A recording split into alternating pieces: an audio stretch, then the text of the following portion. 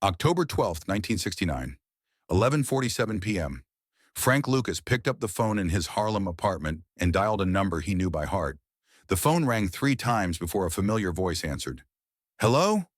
Junior, it's Frank." Junior Lucas, Frank's younger brother, was 900 miles away in Greensboro, North Carolina. He was working construction, making $80 a week, living in the same house where they'd grown up poor. "Frank, everything all right? It's almost midnight." Frank looked out his window at Harlem, streetlights cutting through the darkness, his empire spreading block by block, his heroin operation making him $1 million a day. But Frank had a problem that was about to get him killed. "Pack your bags, you and the boys. I need you in New York tomorrow." "Tomorrow? Frank, what's going on?" Frank didn't answer the question. Instead, he said something that would change organized crime forever. "The family's moving north. All of us. It's time." To understand why that phone call mattered, you need to understand where Frank Lucas was in October 1969. He wasn't just another drug dealer. He was the man who'd broken the Italian mafia's 40-year monopoly on heroin, the man who'd built a direct pipeline from Southeast Asia to Harlem, the man who was making more money than some small countries. But Frank had a weakness, the same weakness that destroyed every criminal empire in history. He couldn't trust anyone. Frank's operation employed over 200 people: dealers, runners, lookouts, enforcers, accountants. Every one of them was a potential threat. Every one of them could betray him for money or fear or to save themselves from prison. Frank knew that 90% of drug kingpins got taken down by their own people. Someone always talked. Someone always switched. Someone always turned. The Italian families had figured out this problem decades ago. They'd built their organizations around blood. Fathers, sons, brothers, cousins. Family members who die before betraying each other. It wasn't perfect, but it was better than trusting strangers with your life. Frank Lucas was about to take that strategy and perfect it. The next morning, 5 men stepped off a Greyhound bus at the Port Authority terminal in Manhattan. Junior Lucas, 28 years old, built like a linebacker. Levin Lucas, 26, quiet and deadly. Tommy Lucas, 24, Frank's enforcer. Melvin Lucas, 22, the accountant. And Hubert Lucas, 20, the baby of the family, but already harder than most grown men. They stood on 42nd Street carrying everything they owned in 2 suitcases and a duffel bag. North Carolina boys in work clothes, staring up at the tallest buildings they'd ever seen. They looked like what they were: farm boys, country kids, nobody special. Frank picked them up in a black Cadillac. He'd been waiting outside for an hour, watching the buses arrive. When he saw his brothers walk out of that terminal, Frank felt something he hadn't felt since Bumpy Johnson died: relief. The drive to Harlem was silent. Frank's brothers stared out the windows at a city that looked nothing like home. Concrete everywhere. People packed together like sardines. Police sirens in the distance. The smell of exhaust and garbage and money. Frank pulled up outside a brownstone on 135th Street, his safe house, the place where he kept his most important business, where he counted money and planned moves and made the decisions that kept him alive. "This is it," Frank said. His brothers followed him inside. The house was modest, clean but not fancy. Frank led them to the basement, a finished room with a table, chairs, and nothing else. He gestured for them to sit. For a moment, nobody spoke. 5 brothers from the South, sitting in a basement in Harlem, waiting to find out why they'd left everything behind. Frank looked at each of them. Junior, the oldest after Frank, built for war. Levin, calm and smart. Tommy, loyal to the bone. Melvin, who could add numbers faster than a calculator. Hubert, young but fearless. "You know what I do up here," Frank said finally. They nodded. Back home, people whispered about Frank Lucas, how he'd gotten rich, how he'd become somebody, how he'd made it in New York. "What you don't know is that every day someone's trying to kill me." Frank walked to a wall safe, opened it, pulled out a newspaper clipping. The headline read, "Harlem drug dealer shot dead in restaurant." He tossed it on the table. "That was Tony Williams. Ran numbers for me. Someone put 3 bullets in his head last week while he was eating dinner." Frank pulled out another clipping. Mickey Davis, found in the Hudson River with his throat cut. Another clipping. Jerome Washington, blown up in his car outside his girlfriend's house. Frank looked at his brothers. Every one of them worked for me. Every one of them knew too much. Every one of them got killed because in this business, you can't trust nobody. Junior leaned forward. So why'd you bring us here? Frank sat down at the table. This was the moment, the decision that would either make his empire unbreakable or get all of them killed. Because I realized something. I'm trying to build an empire with strangers. People who don't love me. People who'll sell me out the second the cops pressure them or the competition offers them more money. Frank looked around the table. But you, your blood, your family, you'd die before you'd betray me because betraying me means betraying yourselves. Levin spoke up. What exactly are you asking us to do? Frank's answer was simple. 7 words that would change everything. I'm asking you to rule with me. The room went silent. Frank continued. Not work for me, rule with me.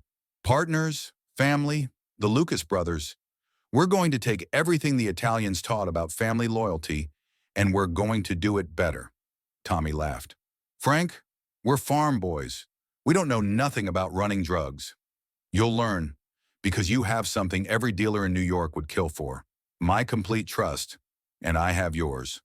Frank stood up, started pacing. Here's how it works. Junior, you run security. You keep us alive. Levin, you handle suppliers and logistics. Tommy, you manage the street crews.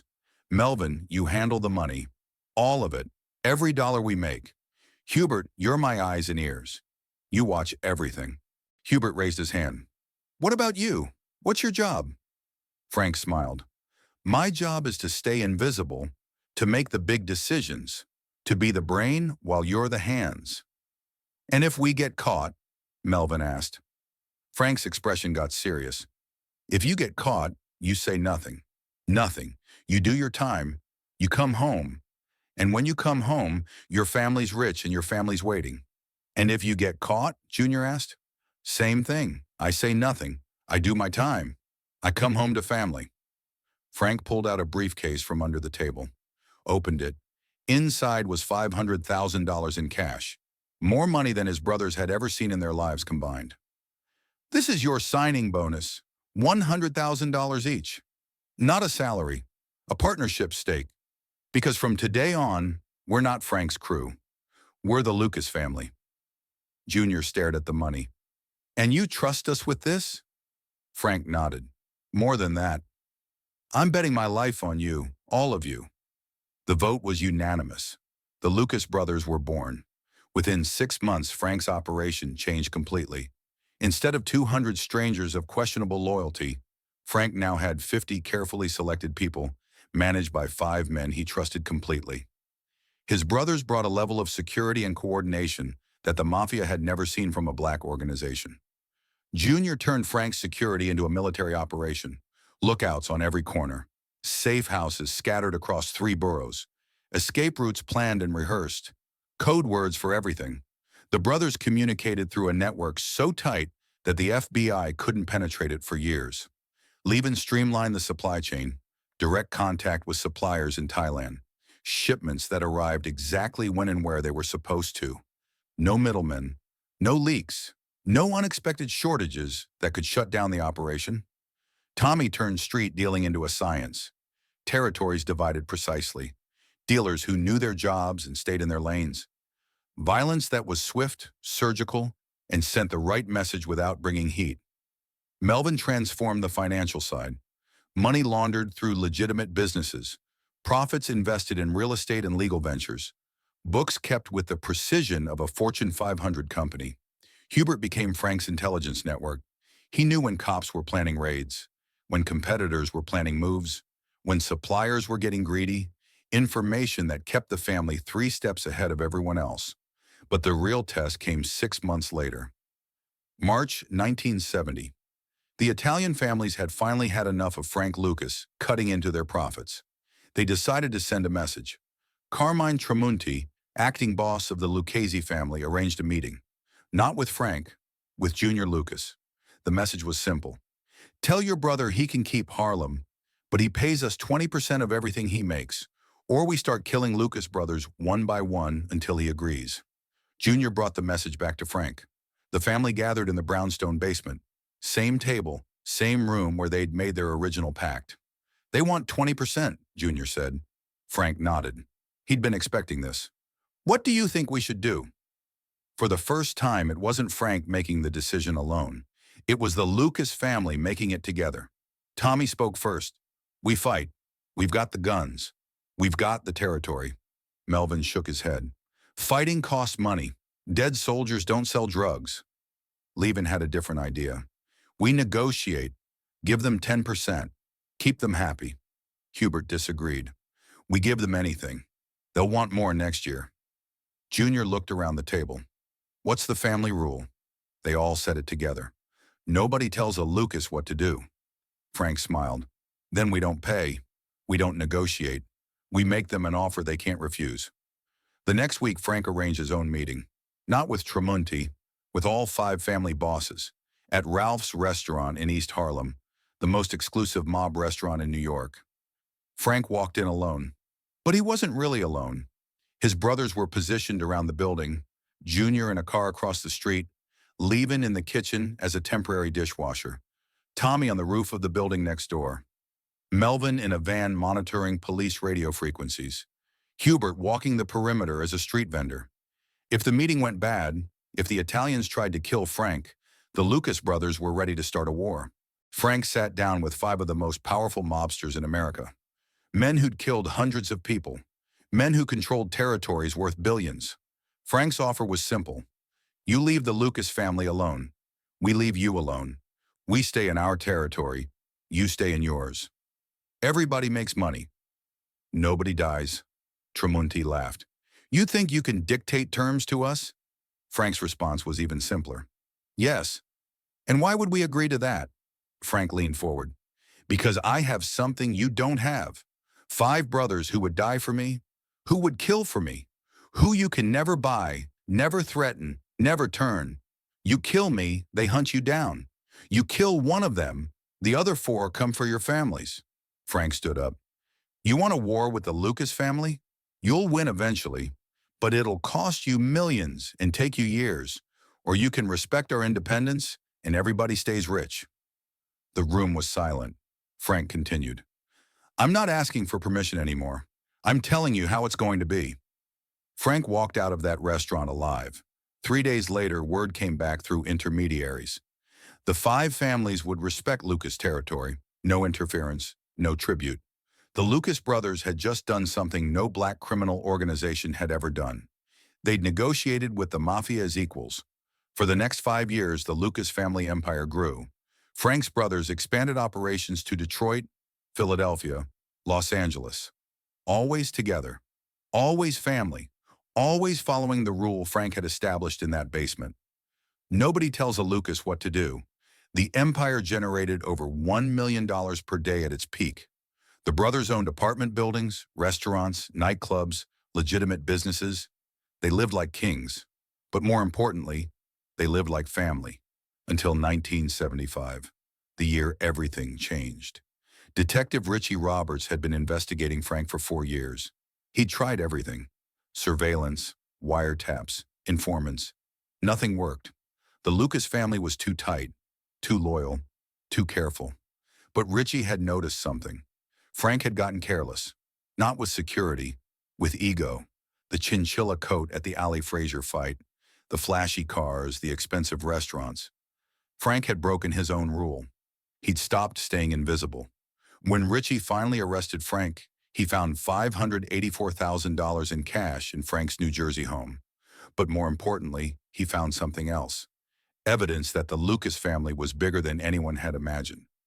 Frank faced 70 years in prison, life behind bars, and for the first time since 1969, Frank Lucas had to make a decision without his brothers. He made the hardest decision of his life. He cooperated with the government, testified against corrupt cops, gave up suppliers and distributors, took down an entire network. But Frank never gave up his brothers, never mentioned their names, never implicated them in anything. Frank's testimony led to over 100 arrests. His sentence was reduced to 15 years. He served 7. When Frank walked out of prison in 1981, his brothers were waiting for him. Still family, still loyal, still following the rule. The empire was gone. The money was seized. The territory was taken over by new players. But the Lucas brothers were still the Lucas brothers. Frank Lucas died in 2019 at age 88. His funeral was attended by all 4 surviving brothers: Junior, Levin, Tommy, Melvin. Hubert had died in 1998, but he died rich and he died free. At the funeral, a reporter asked Junior Lucas about the family business, about the years when they'd ruled Harlem. "People always ask if we regret it," Junior said, "if we wish we'd stayed in North Carolina, stayed poor, but safe." Junior looked at Frank's casket. "Frank gave us a choice in 1969. He said, 'You can live safe or you can live great, but you can't live both.' We chose great. We chose family. We chose to stand together against the world. For 10 years, we were the most powerful black family in America. We had more money than some small countries. We had respect that money can't buy. And when it all came down, when Frank went to prison, when everything fell apart, you know what we still had? Each other." Junior smiled. "That's not a bad trade." The Lucas brothers taught the criminal world something important. Blood isn't thicker than water. Blood is thicker than everything. Money, fear, threats, time, prison, death, everything. Frank Lucas built an empire, but his real achievement was building a family that couldn't be broken. 5 men who trusted each other completely in a world where trust gets you killed. They proved that the strongest weapon isn't a gun or money or connections. It's loyalty, real loyalty. The kind you can't buy or fake or threaten. The kind that only comes from blood. And sometimes blood is enough to change everything.